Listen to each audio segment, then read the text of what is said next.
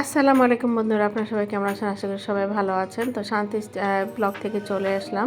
তো এসে মুখটাকে ভালো করে ক্লিন করে নিচ্ছিলাম। আমি একটু লোশন দিয়ে ফেসটাকে ভালো করে আগে ম্যাসাজ করি, তারপর আমি টিস্যু দিয়ে এখানে অ্যাপ্লাই করে নিই। কারণ যেহেতু আমি একটু পরে গোসল করবো, তার জন্য এখন বেশি কিছু করি না। কারণ বাড়ি থেকে আসার সময় মা আমাকে অনেক কিছু দিয়েছিল, সেগুলো তাড়াতাড়ি এখন ওঠাতে হবে। আর শরীরটা খুবই ক্লান্ত লাগছিল।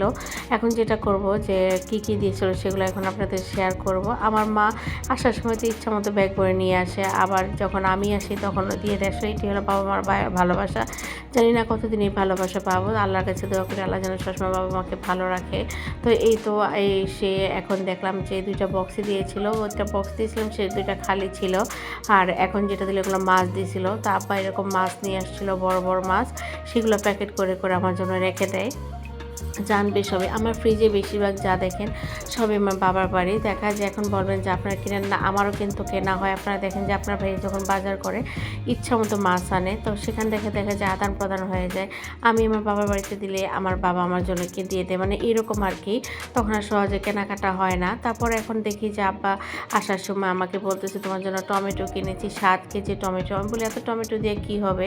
আর আরেকটা কথা আছে, আমাদের এখানে যে টমেটোগুলো পাওয়া যায় সেগুলো এরকম ফ্রেশ না, আর এত ভালো না, মানে আধা কাঁচা থাকে। আর আমার বাবা যে টমেটোগুলো দেয় সেই টমেটোগুলো অনেক ভালো, ইভেন রসালো যেরকম তেমন মাংস ভরপুর টমেটোতে।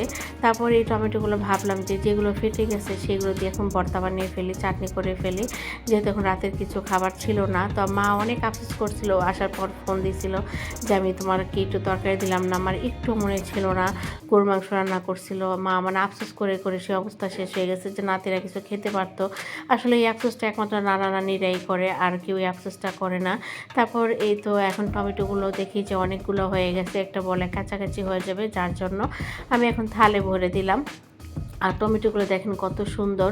ভাবছিলাম টমেটো দিয়ে সস বানাবো, পরে ভাবলাম যে এত টমেটো দিয়ে সস বানালো কিন্তু আমার সস, বিশ্বাস করেন আমার সস মনে 15 থেকে 20 দিনে আমার সস শেষ হয়ে যায়। আমার সস এত থাকে না। আমার ছেলেরা যেই পরিমাণ টমেটো সস পছন্দ করে, তো শুধু শুধু এই কষ্ট করার কোনো মানে হয় না। কারণ আমি যেহেতু এতদিন রাখতে পারবো না, সারা বছর যেহেতু খাওয়াতে পারবো না, 15-20 দিনের জন্য টমেটো সস রেখে আমার কোনো লাভ নেই, যার জন্য টমেটো সস করবো না, এমনিতে খেয়ে ফেলবো। তারপর দিয়েছিল নারিকেল 3টা। আর সকালে আপনারা দেখেছিলেন যে তার আগের দিন আমি নারিকেল খেয়েছিলাম, আমার চাচাতো ভাইয়ের গাছ থেকে পারছিল শ্বাস দিয়ে।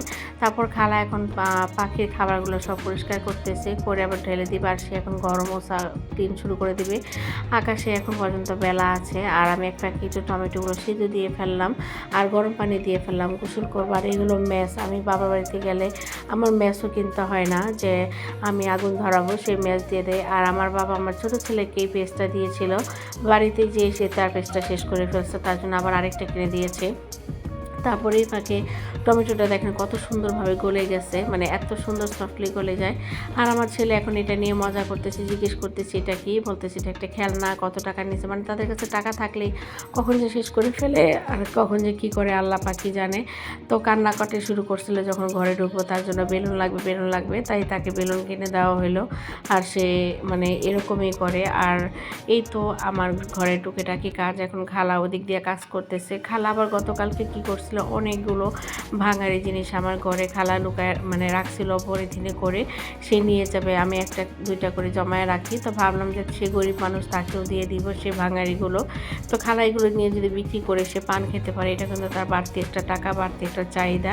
তো আমি কিন্তু চেষ্টা করি বরাবরের মতো তাকে কিছু দিতে, আমি সবসময় এরকম করি।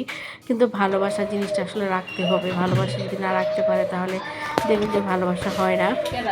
আমি কিন্তু অনেককে অনেক আদর করি, কিন্তু আমার আদরটা সবাই বুঝতে চায় না, এরকম কেন হয় তাও জানি না।